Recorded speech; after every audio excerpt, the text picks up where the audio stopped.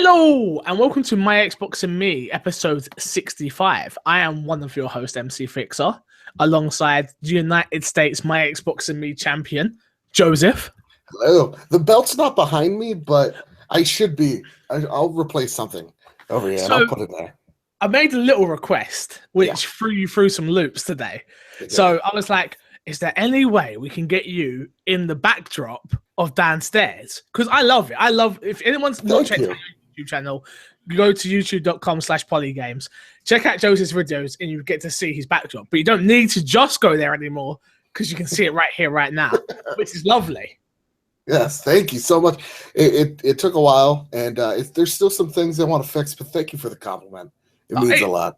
I love it. I do. I love it. I love it. Mine's a work in progress at the moment. I'm waiting for I want to get a Resident Evil photo for here. If you're watching listening to the audio of this, you haven't got a clue what's going on. But I want a picture like here, and another picture here, and then I want to get shelves for here because I've ordered some pillars, some YouTube pillars, which are going to go down that wall. Oh, yeah. All right. Okay. I like this. Yeah, we're getting there. We're getting there. Don't you worry.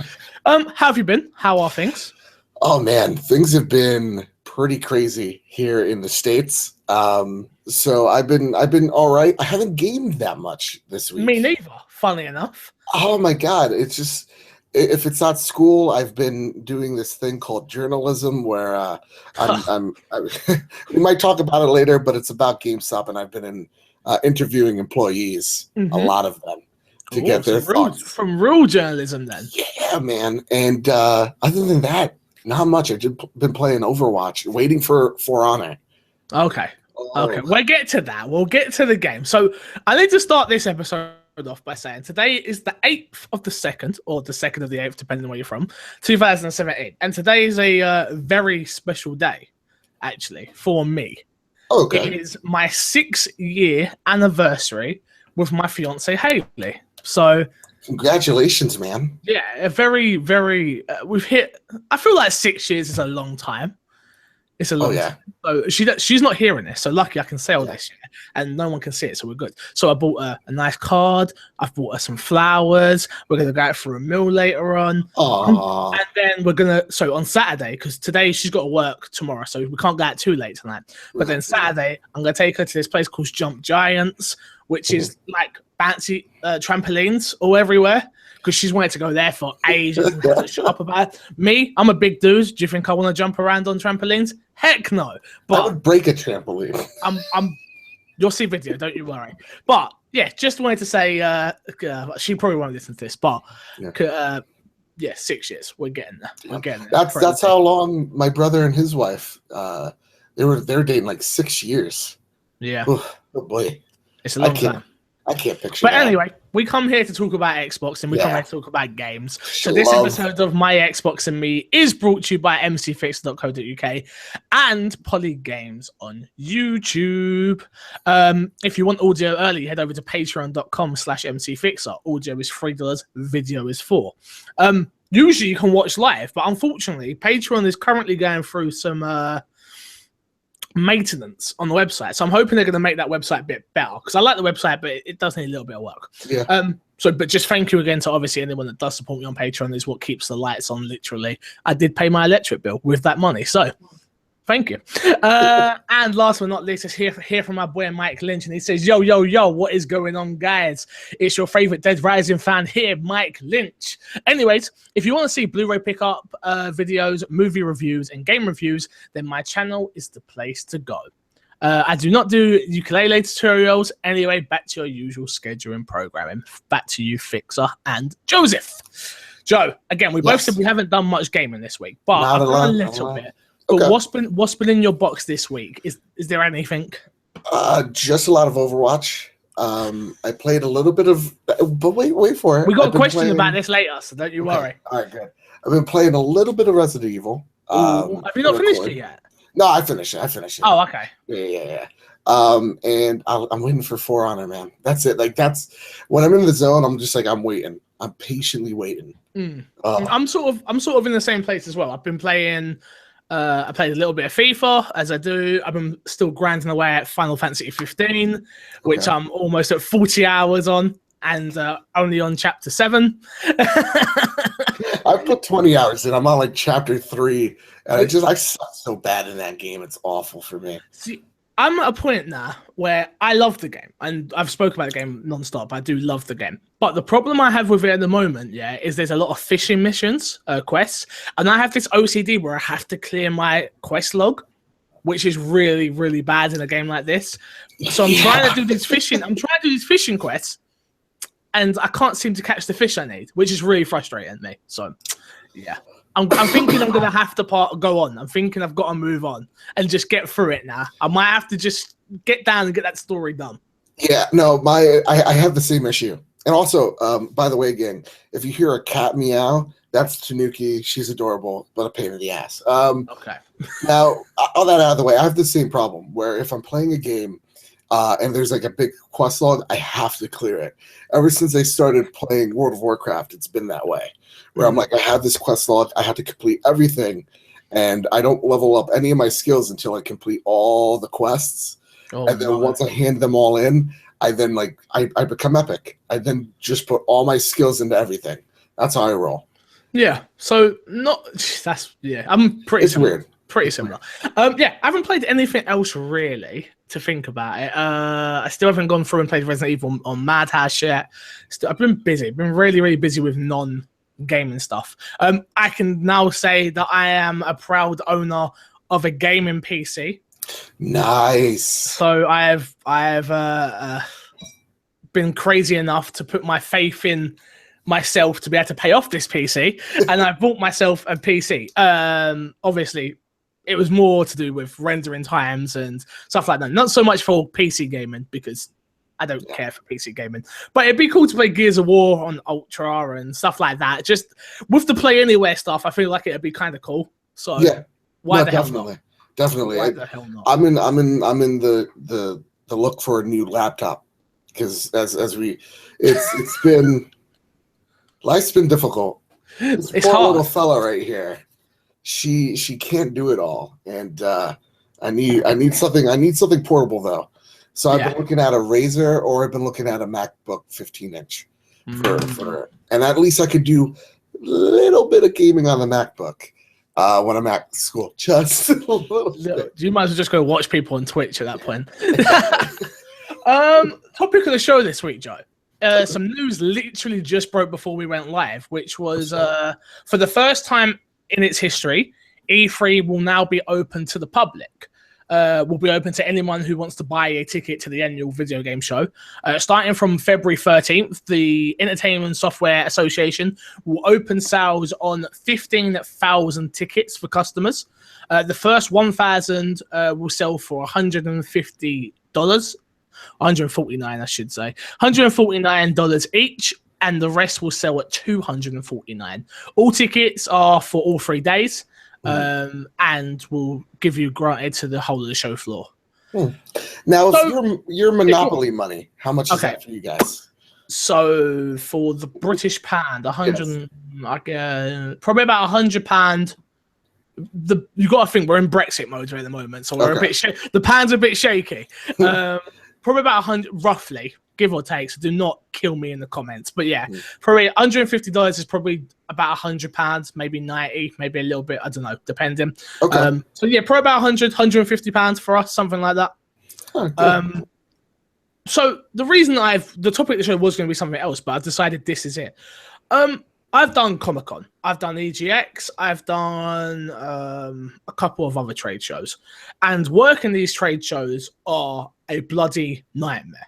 Like, you are trying to get from point A to point B, and you only have a certain amount of time to get there, and you're trying to make your demos. I've done this in a small capacity of, like, EGX Reese is mainly an indie event over here that a lot of idea Xbox games and stuff like that, and I struggle at the best of times to make my appointments for those. So you're dealing with developers and stuff like that. So for me, I've always liked the idea of E3 being strictly press, which is still busy and it's still the hustle and bustle of the show. But I like the idea of thinking, all right, I'm here to see a game. I'm here to work. This is a working environment for working people in the gaming industry. And adding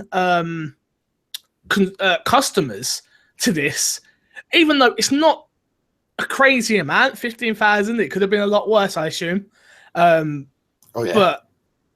I don't think it's a great idea. I don't know where you come down on it.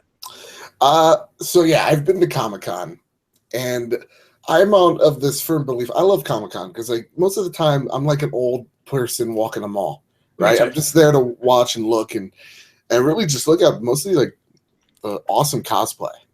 When it comes to Comic-Con though, especially because I go to Comic-Con New York, it's way too packed. It is smelly and awful, and all the food's overpriced. And last time I went, it wasn't that great. Like I went there to see Resident Evil. Within 5 minutes, the whole day was gone. And I was just like, really? I went to go. Then I was like, okay, let me try out Final Fantasy 15. Gone. I was just like, okay, so what am I to try out? Some Vive games, and that's about it.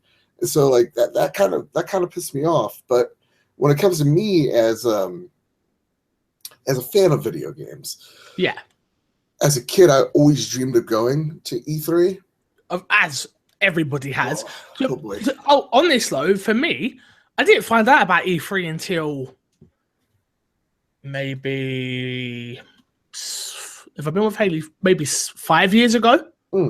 I didn't know about. Honestly, I was such a latecomer. I've been playing video games all of my life. Like, literally, from the age of 2, I had a Game Boy. Well, my dad had a Game Boy and I was playing it. So I've played video games all of my life. I've been in...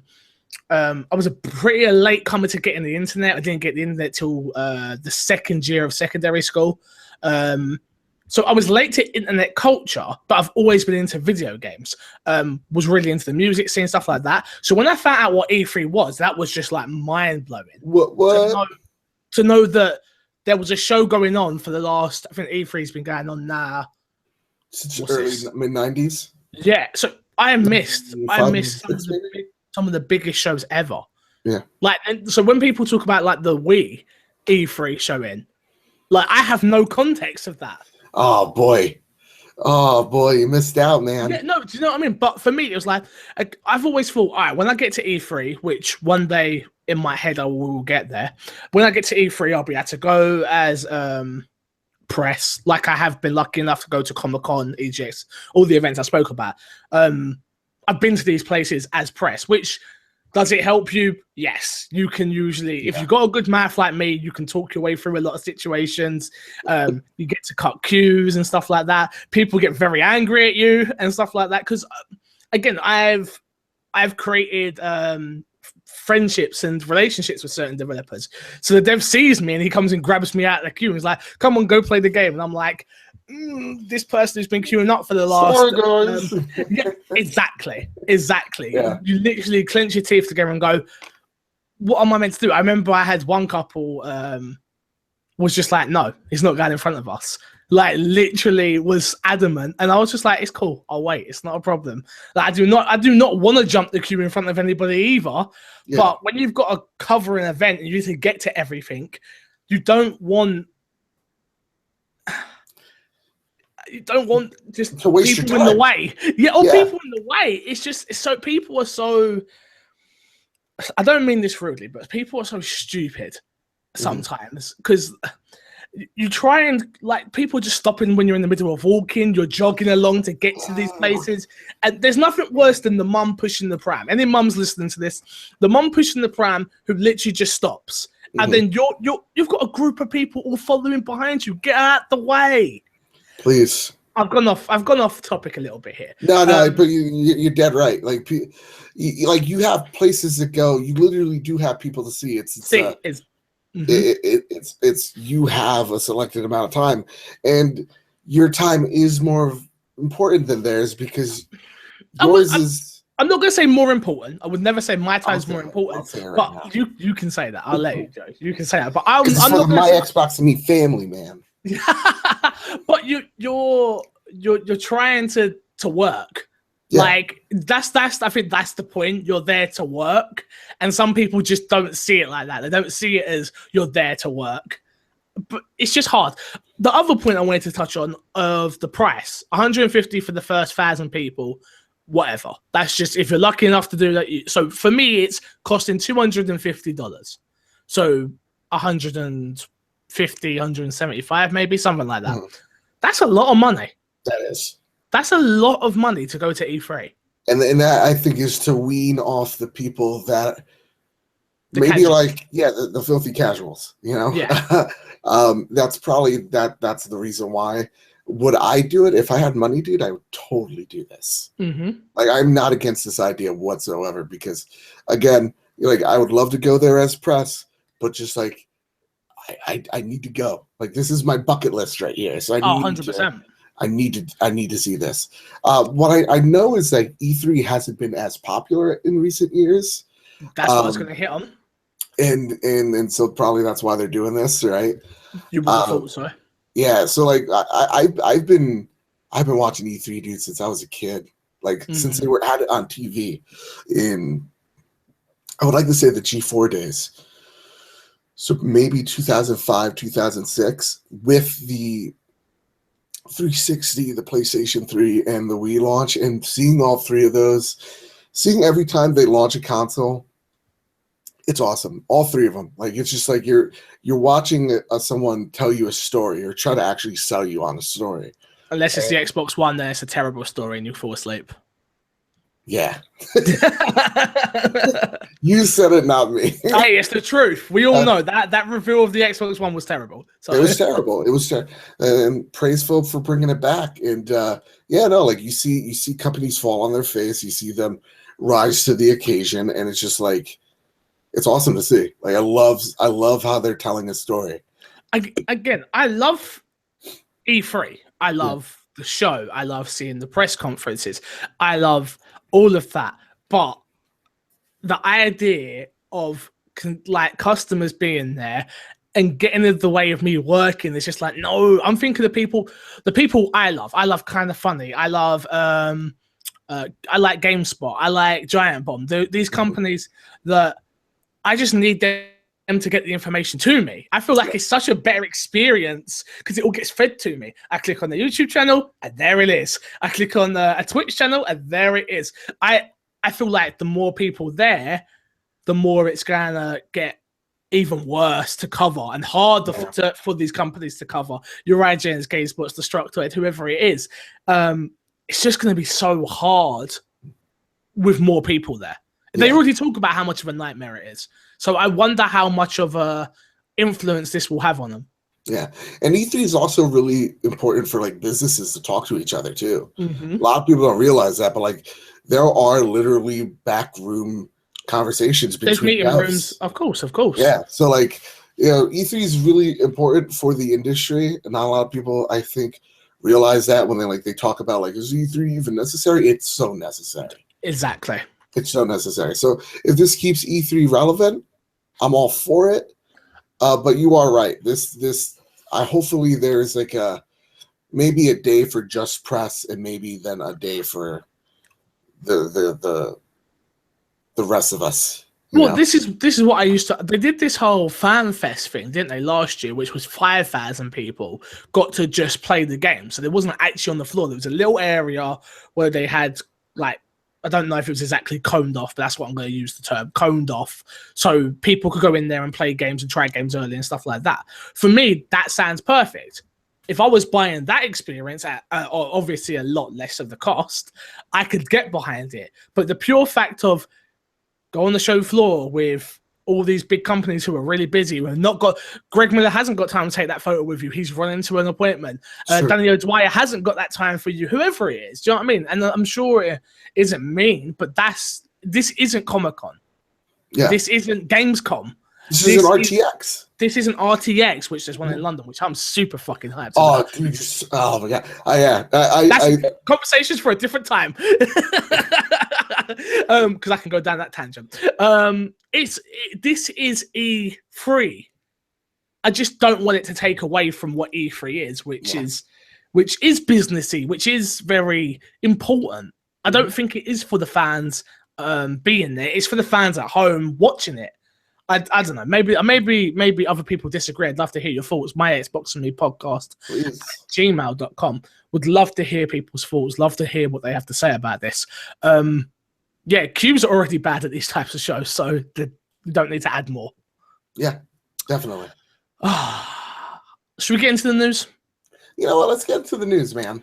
Some big news stories this week, which is Grand Theft Auto 5 has now sold 75 million copies into retail.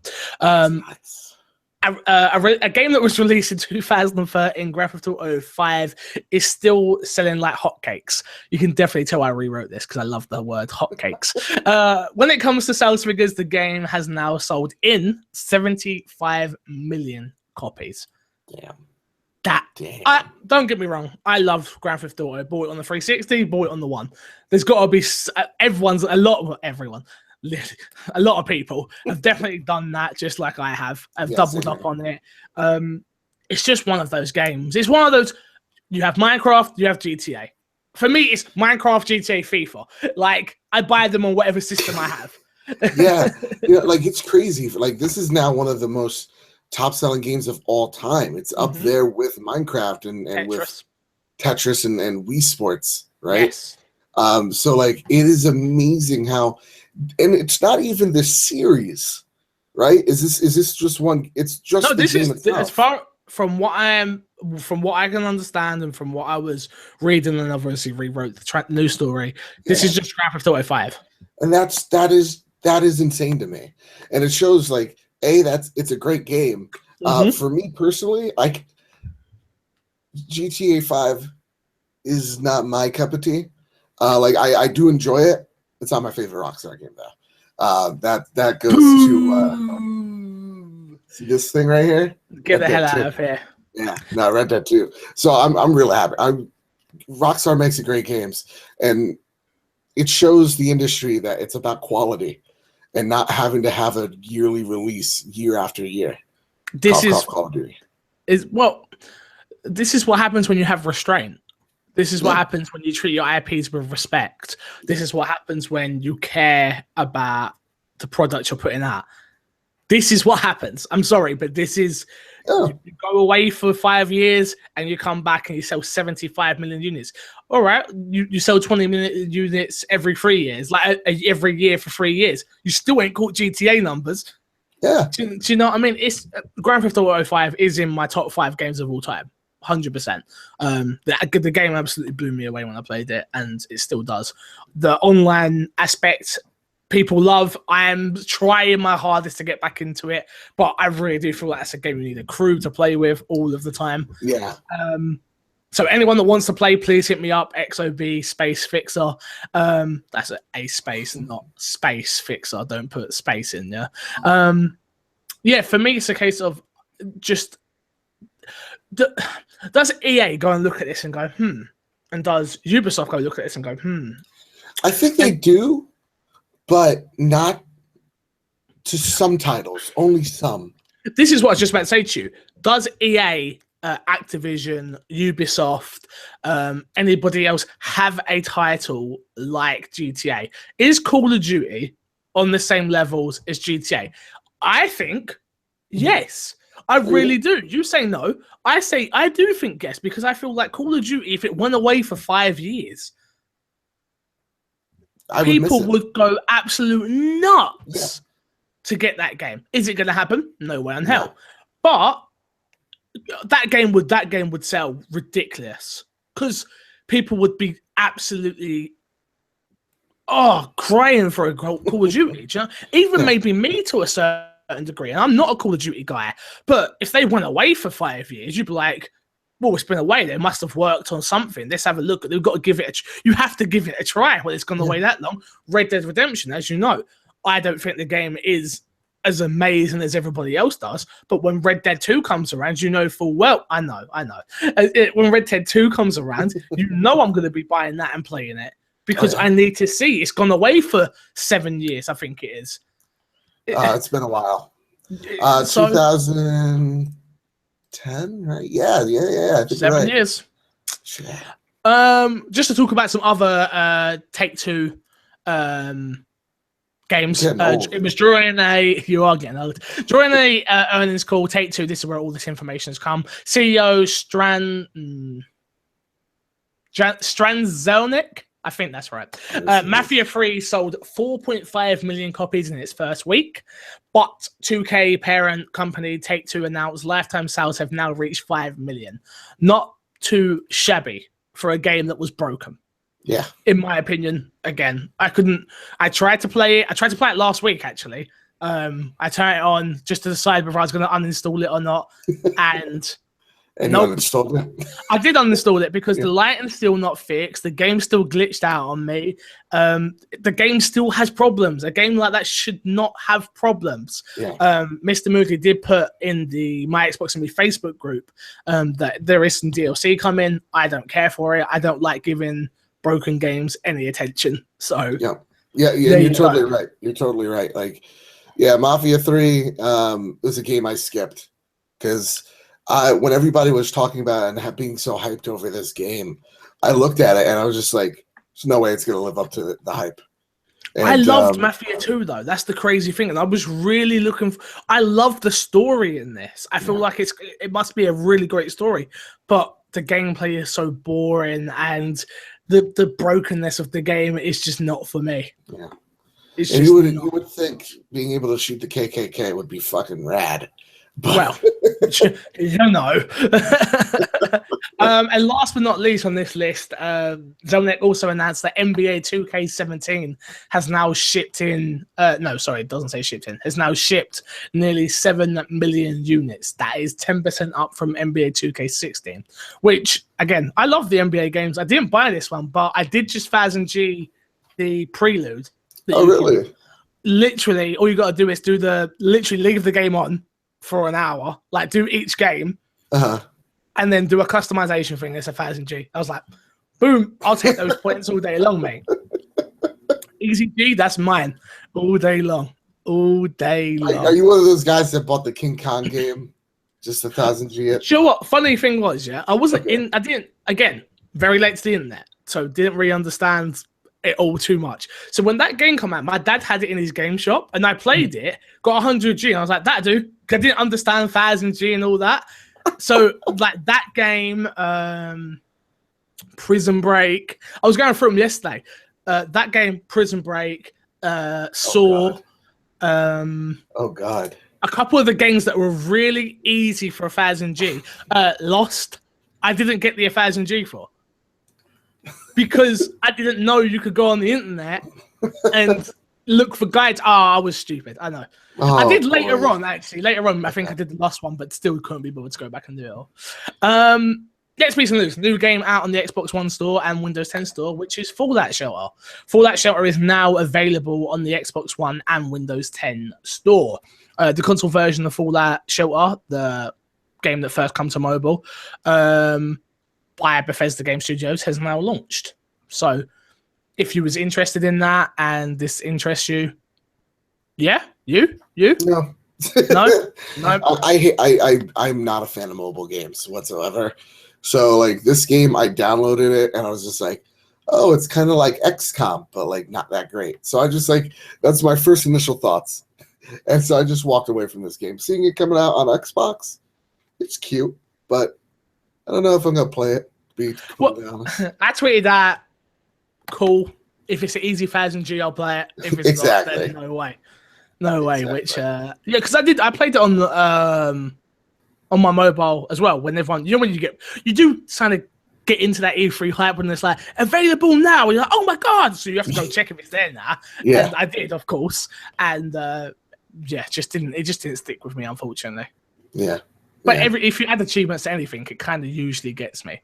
The only good thing I do like about this is the game's obviously free, and it's a play anywhere title, so you can play it either on your Xbox One or PC and have it bounce between the two. Which for me, I think that's really cool. Yeah. Oh yeah. I do love that feature.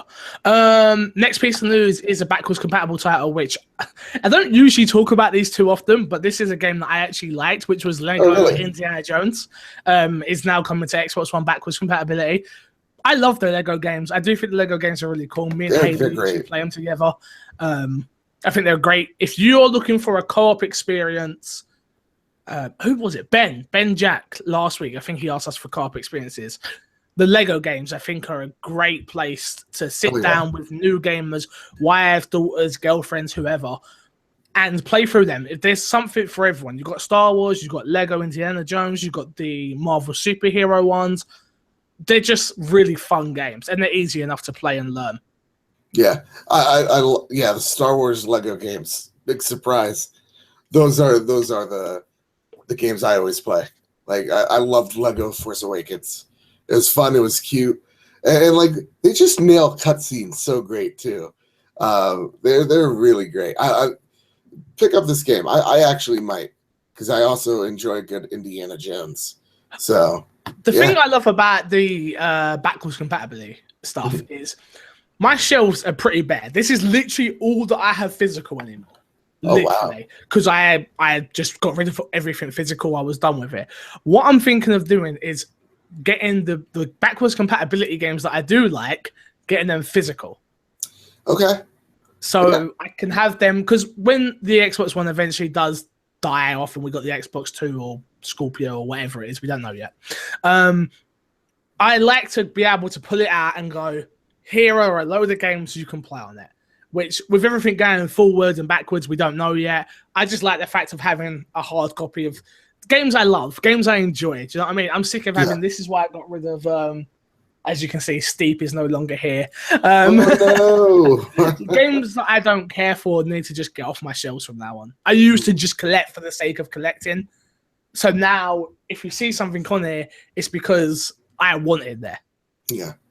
I now it's come to the point, like I still buy physical, but I'll eventually trade them, except if they're a steelbook. I'll keep the steelbook. I was looking at some steelbooks that some guy was selling them on eBay today. They had the Gears of War 4 steelbook, but they wanted it was the Gears of War steelbook and the Last Guardian, which obviously I don't care about Last Guardian. But he wanted £20 for both. I'm like, there's no game in there. Just for a box? No way. Oh, no way. No way. No way.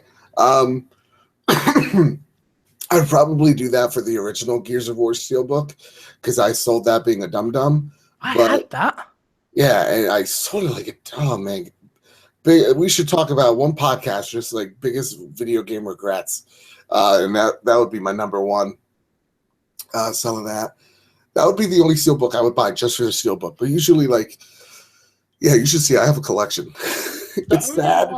I have anymore. I have Resident Evil 5, Resident Evil 6, and no, that's it. Yeah, that is it. That's literally off the top of my head, I have Fallout. I have Quantum Break.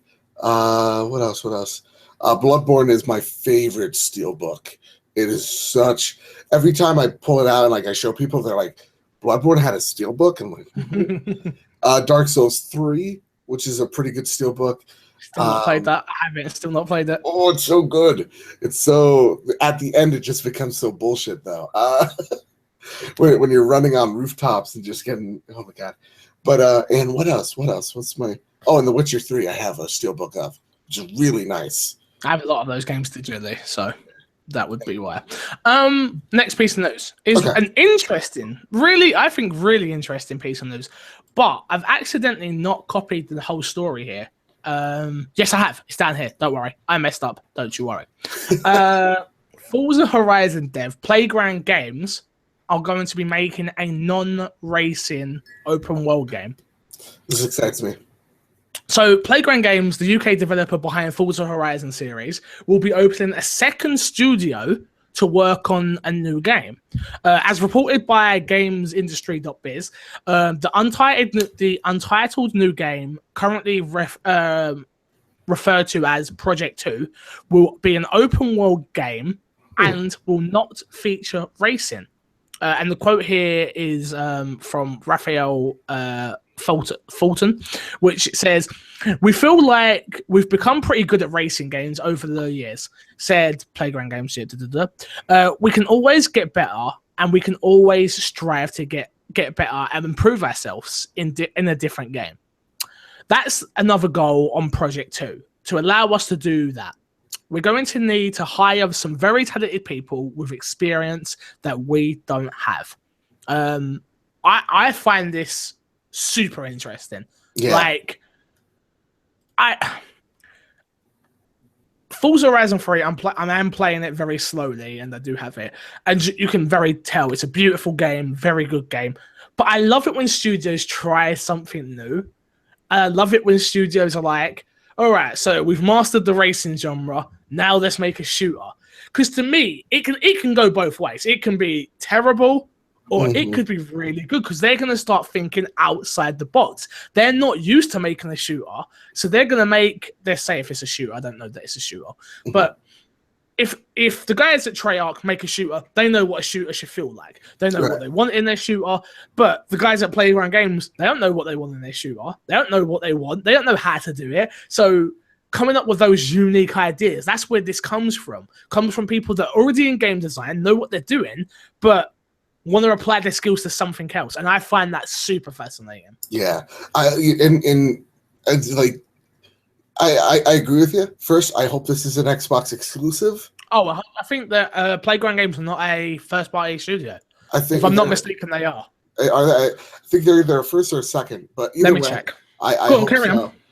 But yeah, I love when developers they take risks. Like, what come to mind would be like games like Obsidian, or studios like Obsidian, studios like Insomniac.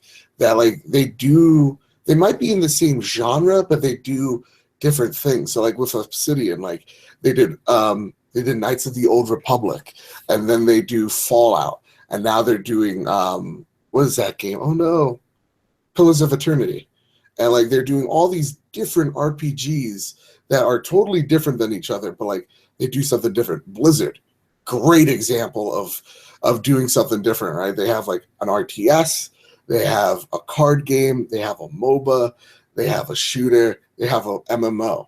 And I'm like, that is like, and then an awesome like hack and slash RPG. So it's just like, I love when they do something different, because when you think outside the box, because you don't know how to do it, it forces you to think differently. 100%. And that's why you get like really great games. Like you get Overwatch, like you get, Fallout 4, you get all these, even Sunset Overdrive, rip to that game, because that game, dude, awesome. Xbox people buy it. Yeah. It's like it's awesome when they do something new. Playground Games are a second party. Second party, okay. Good to know. That's interesting. That's good for me to know. Hashtag Joe was right. Joe was right. Joe was right. I'm glad you corrected me, sir. Yeah, I just think this is awesome. And yes, I totally agree with you, Dan. This needs to be an exclusive. Oh, yeah. But I don't even know what it is, but Xbox needs more exclusives. They have a relationship with Playground Games. Make it exclusive. And they're from the UK, so maybe I can like run into their studio and find them. Guys. Come. Next piece of news. Xbox Mike Ybarra and is it Carmen Chowdley? Kareem Cloudy. Sure. Sorry, cool. Dude. Sorry to butchered your name, man. Have been promoted to VPs at Microsoft. Sources familiar with the Microsoft plans have told us that Mike and Mr. Chowdley, I'm so sorry if we butchered your name, are both set to become corporate vice presidents at Microsoft, making their roles obviously permanent fixtures for Xbox. Mike Ybarra is head of Xbox management program, and Cloudley is heading up the development at Xbox software engineering, reporting to Xbox head of Xbox, Mr. Phil Spencer. So that's good news. I see Mike constantly on Twitter tweeting the Xbox fans, and he's constantly streaming on Beam and stuff like that. Which is he's out there talking to the fans, keeping everyone calm usually. Ybarra is awesome. If you don't follow him on Twitter, you have to. Definitely, if you're into Xbox, that's one thing you have to do. He's constantly tweeting things, constant. And Mr. Cloudley, I'm really sorry, dude. You might recognize him from the Project Scorpio trailer. Right. He's the guy that delivers the famous line, "It's a monster." So, yeah. Yeah. Awesome. Yeah. Hopefully this means good news, man. I always like I love what PlayStation does in this aspect of, you know who Shu is, you knew who Adam Boyce was, you know do you know what I mean? You know these PlayStation heads and figures, and that's what I feel. We got Major Nelson, but you never see Major Nelson on the stage at E3. Yeah. I have a beef with Major Nelson, so. Oh, okay. Why is that? I don't know. He doesn't see. He just seems like a salesman to me, and I know that's his job. He's like marketing, but like I was gonna say his job is to sell things. So there was this one time he snapped at Angry Joe. This is that is so old news. No, dude. I know, but that was the time where I liked him, because I was like, there you go, like just be real with you. Like, you're not a developer, you don't know what you're talking about. Just walk away. Be cool, be edgy. Don't be. I like Major Nelson, but just to say. Because I would love to have him on the podcast. Don't worry. Joe won't be on that episode if we ever get you, Mr. Major Nelson. I apologize. Joe will not be here. It would just be a nice little one-on-one interview with myself. For me, it's a case of I love it when they elevate people. So if they can elevate more people and give them more stage presence and just start building this Xbox family out a bit more, I'm all for that.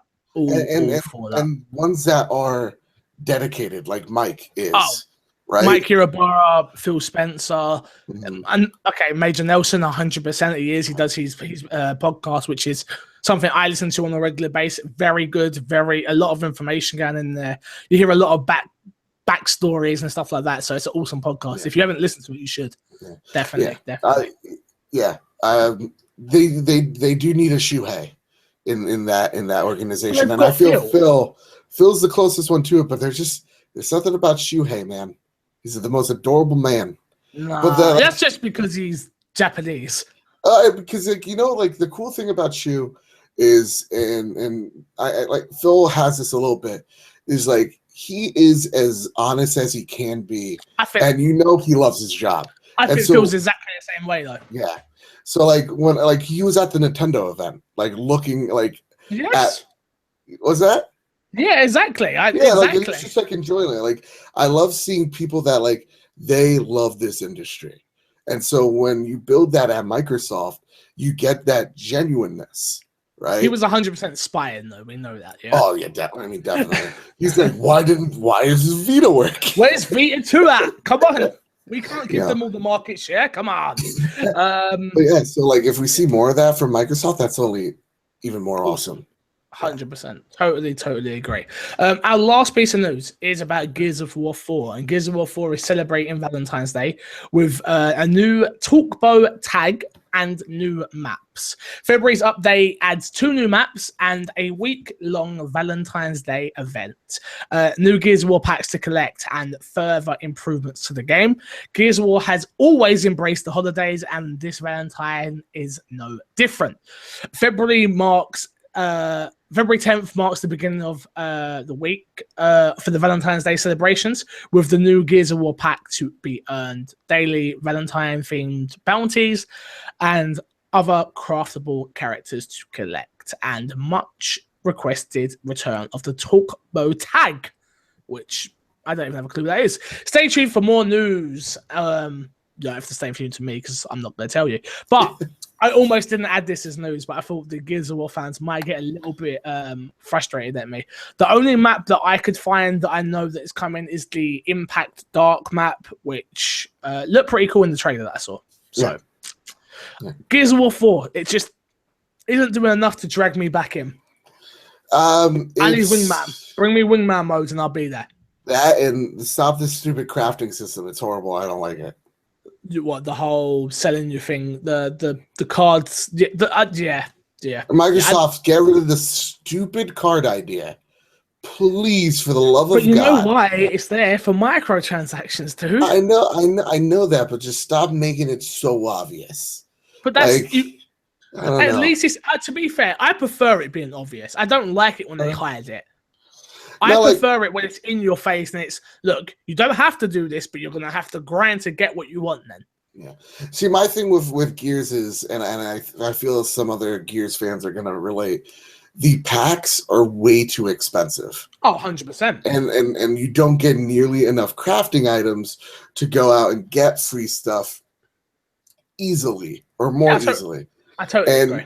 Like, you know, I feel like or Overwatch does this the best, where just like every time you level, you get a box. Why can't I get a box every time I level? Why does it have to be 5? Your thoughts right there, Joseph, because we have a question right about that. So let's just get through this last piece and then we'll get to them.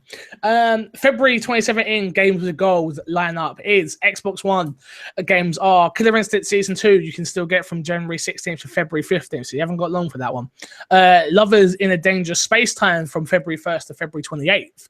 Project Cars from February 16th to March 15th. And on the Xbox 360, what can also be played on the one, Monkey Island Season 2. Or Monkey Island 2 SE, I think that's not Season 2, from February 1st to February 15th, and Star Wars The Force Unleashed from February 16th to February 28th. Now, let's get into Fixer Stack straight away, because you were just hitting on something that fans wrote in about. So it says, "Hi Fixer and Joseph. I hear Joseph going on about how good Overwatch is. Yes. Now, I have played this game, and I have a major problem with it.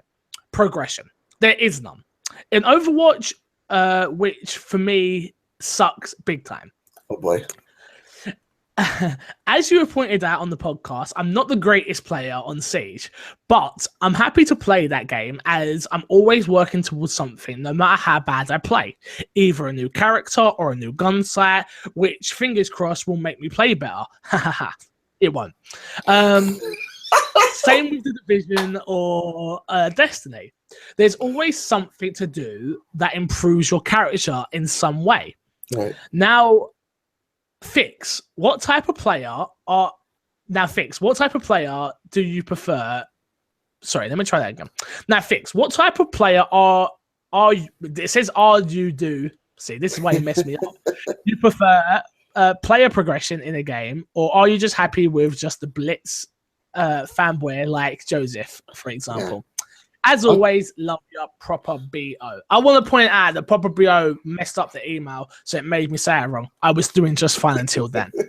No, I'm joking. Love you, proper BO. For me, that isn't why I don't play Overwatch. I don't play Overwatch just because I don't get it. I don't understand it. The progression system, I don't even know how it works. So, can you explain? There is none. The way you progress is it's just a leveling system, and the leveling system helps in order to pretty much match you with people your skill base. So there is no progression in Overwatch other than getting prestige or getting leveling up to get loot boxes. Oh, yeah. So that's the whole point of Overwatch. So what are in the loot boxes? Loot boxes are skins, are icons, sprays that you could tag the walls with that are like unique visuals. Just everything's cosmetic. Nothing is improving your gameplay whatsoever.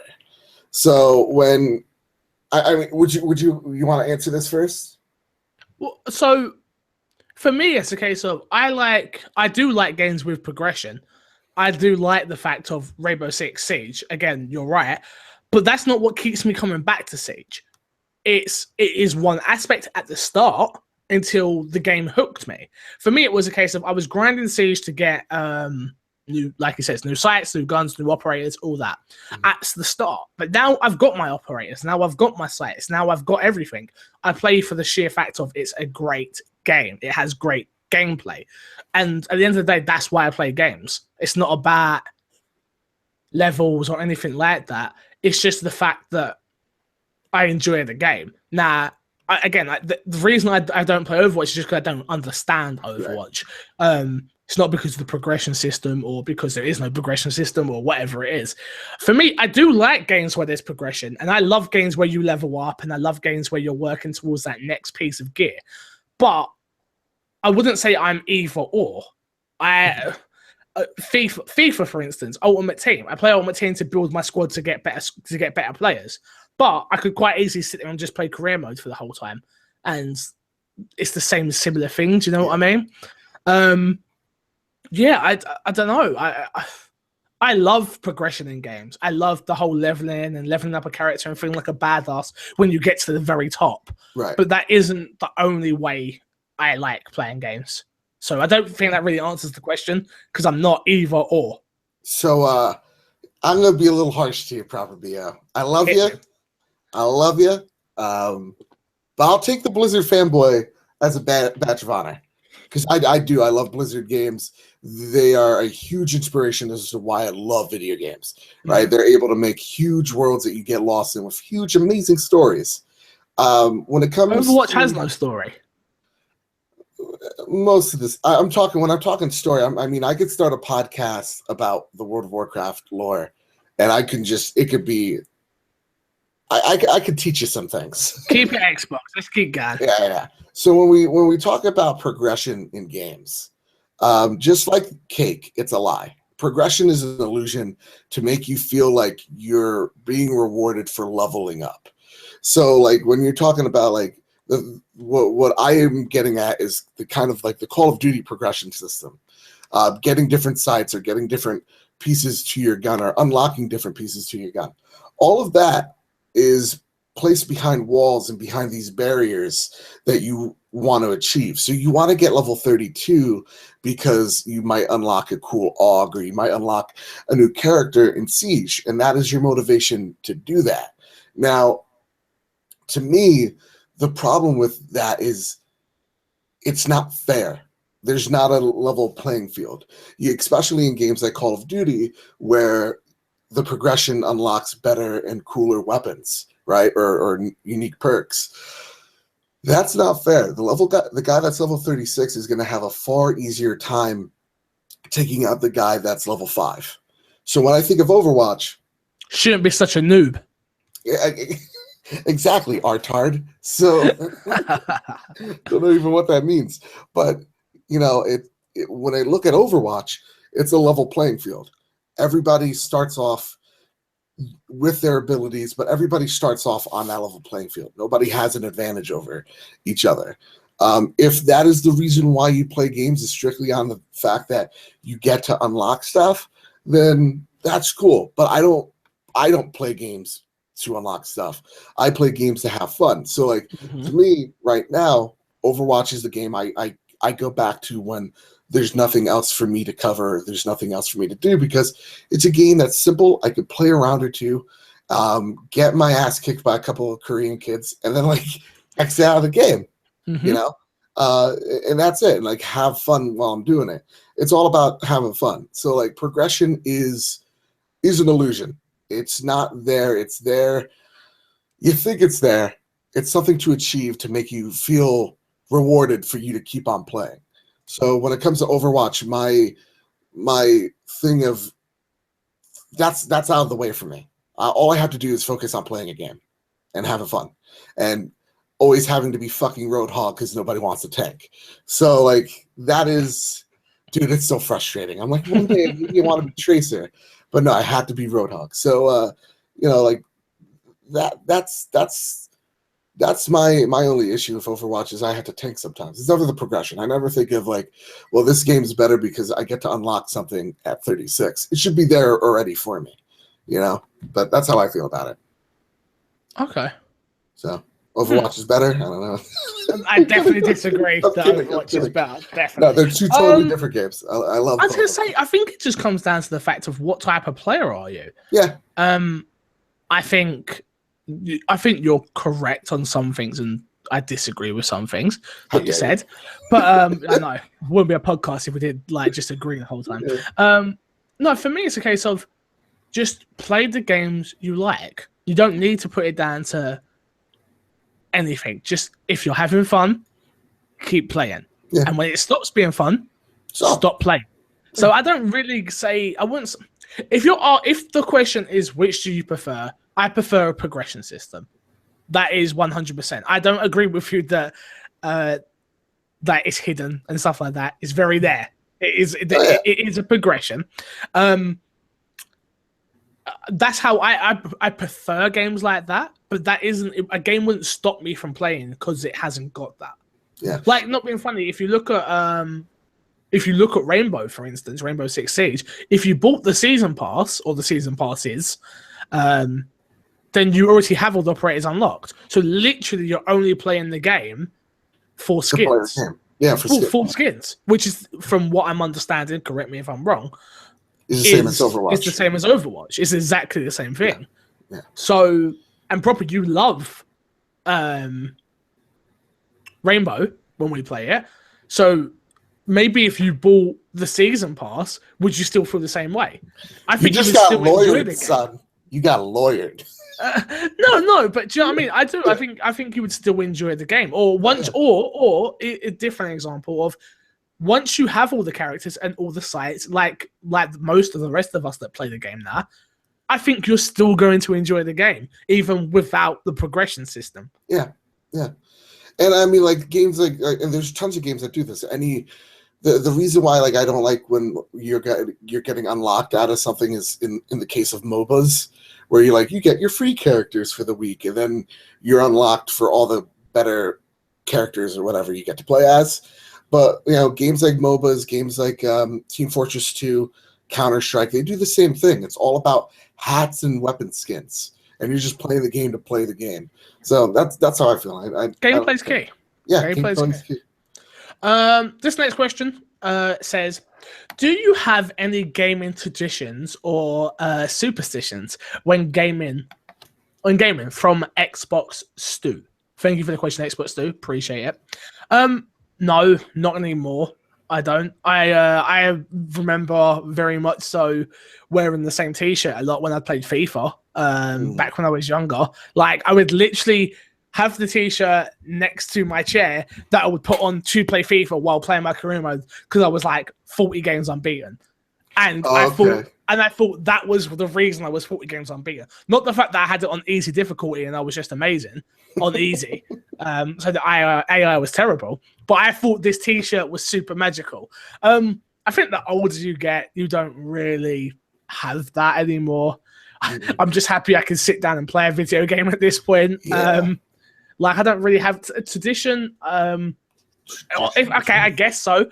I guess I come in or I wake up or whatever it is. I turn on my laptop, I turn on my Xbox, I turn on my TV, and the first thing I usually do is look at my friends list to see who is online. Is that? I guess that's that's without foul. That's the first thing I do. Yeah, I'm thinking more on the lines for me. Gameplay traditions is I actually always have to be player 2. What? You're a weirdo. Yeah, I like looking down at the screen because there's nothing else. There's no other moving parts below me that I get distracted. So I can't be player 1 because when I look at that screen, I automatically start screen looking and it starts messing me up. That's interesting. Yeah, so I had to do that. I don't. Here's something real weird.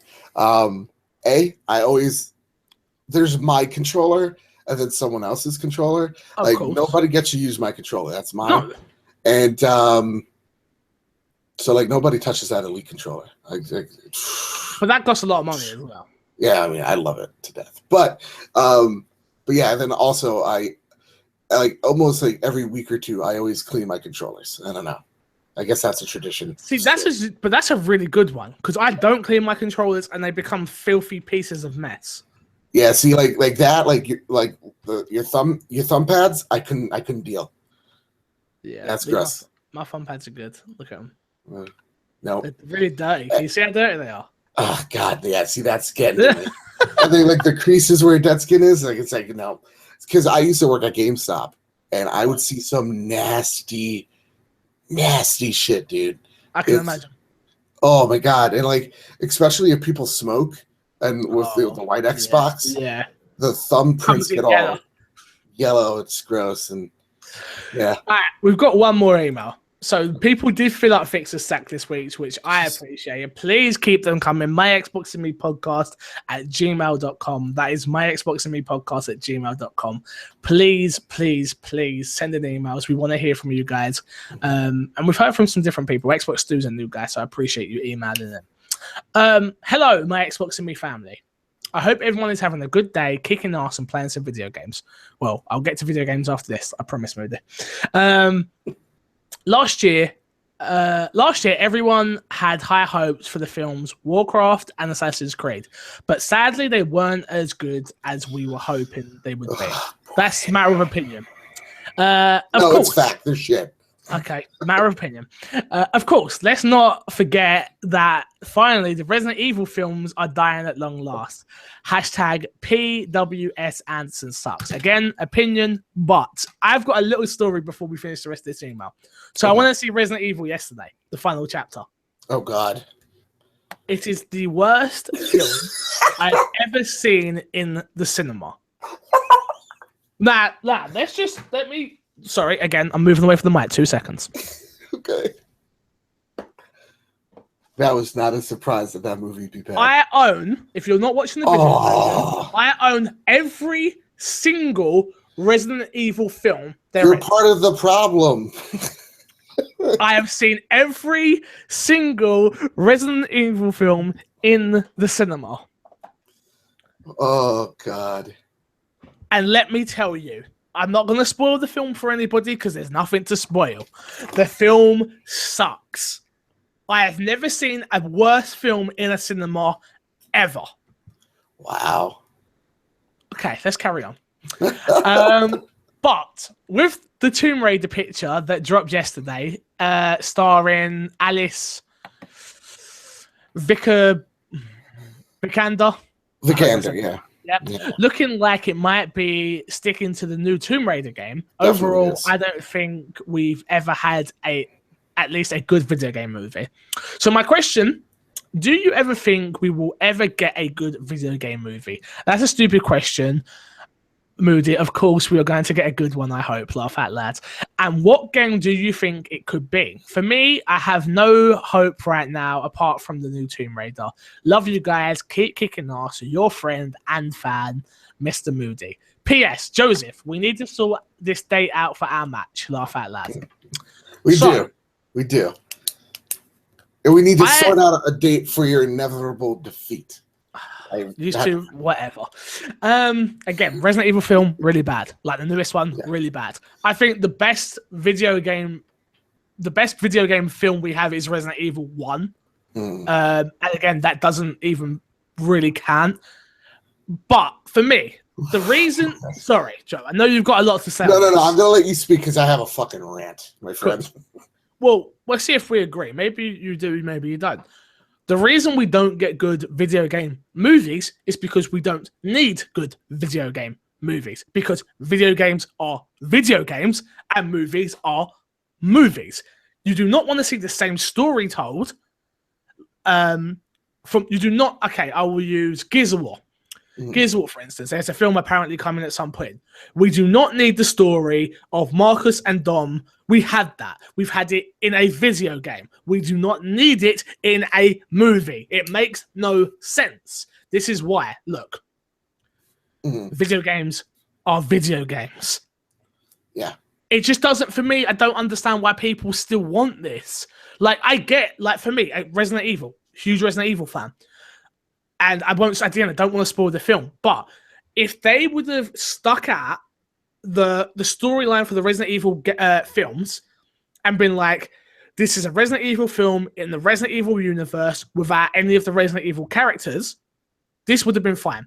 And it told a story in that universe. Absolutely fine with that. Not a problem. Doesn't bother me in the slightest. Same goes for probably, I've not seen Warcraft. Same goes for Warcraft. Same probably goes for Assassin's Creed. Haven't seen that either.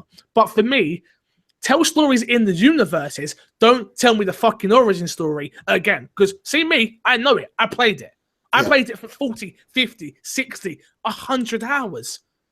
I don't need it condensed into a 2-hour film where you feel like you need to hit boom, boom, boom. It doesn't work.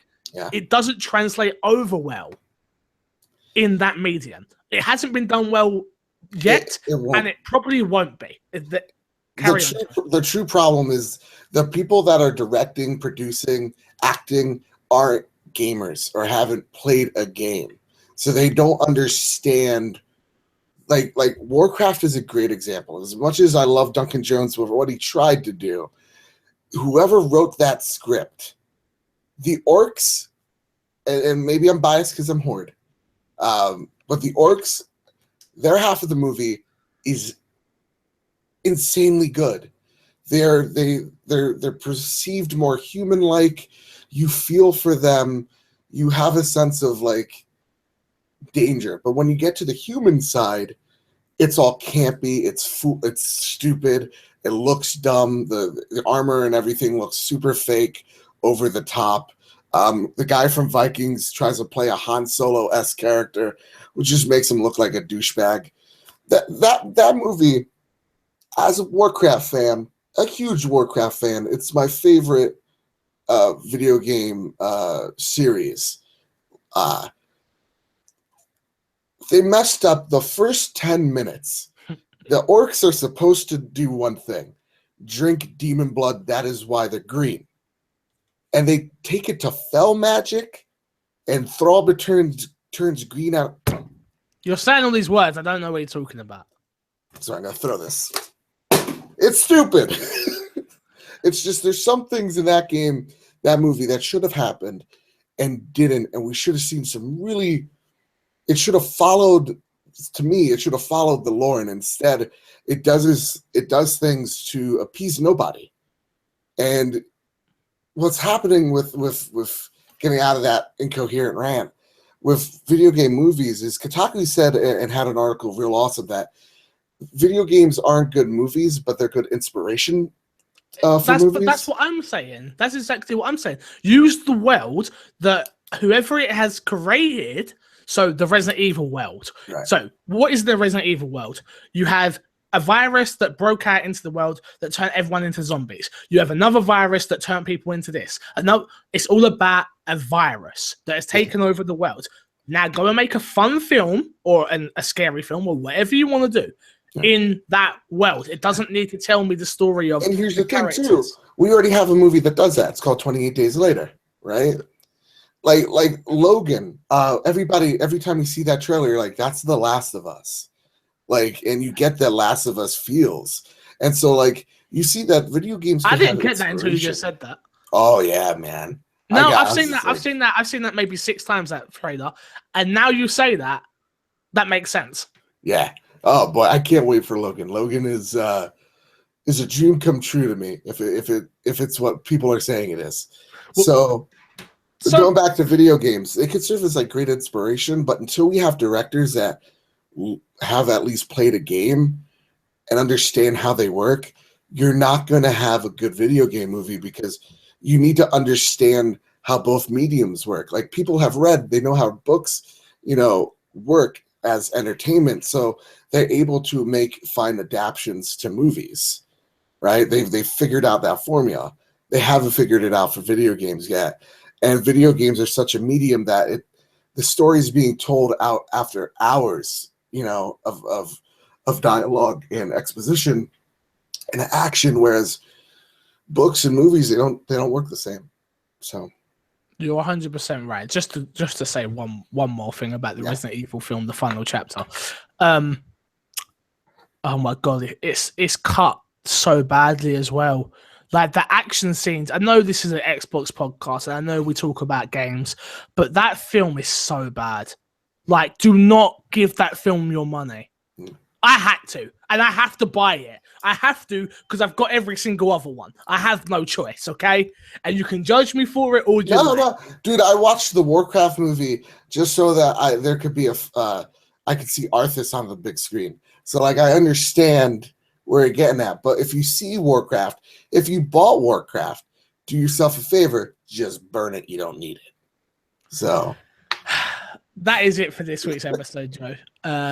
Thank you very much. Again, if you want the audio early for this podcast, you head over to patreon.com/MCFixer. Audio is $3 and video is $4. Joe, let's plug and get ourselves out of here. So let's start with your Xbox name because you still ain't changed it. Yeah, it's Wilfred Brimley, where the L's are replaced with ones. Oh, it's terrible. It's terrible. Anything else? So here over at Poly Games, my latest video is something I take a lot of pride in, because I used to work at GameStop. right now there's a situation that's happening over there that it's called the Circle of Life program. And it is a terrible program that is stressing out employees to the point of which some are quitting under the pressure, or that GameStop is firing without even giving warnings to. So please check out that video. I implore everybody to check it out and also to share it, because as an ex-employee, I know how horrible GameStop treats its employees. And from hearing that it's not gotten better but gotten incredibly worse, please check out that video. Make sure your voices are heard. And please, please, please, please stop shopping at GameStop. I'll tell you what I'll do. We'll make sure that link is in the description below on the YouTube video. Definitely check it out. You've worked very hard on the video, number one. Done some real journalism, not just copy and paste job like me usually. You copy and paste like a champ. Exactly. I'm the champ of copy and paste. For me, what have I got at? Critically Acclaimed is still going, playing BioShock. Episode 3 will be out today of recording, nice. So you'll be able to see this. Apart from that, again, Patreon, of course. If you want to buy a shirt, head over to mcfix.co.uk. You need a My Xbox and Me shirt. I do. Why not? We will sort that out, don't you worry. Apart from that, until next week, I will love you, I will leave you, and I will see you later. He's too scared to say bye. I love it. I'm scared.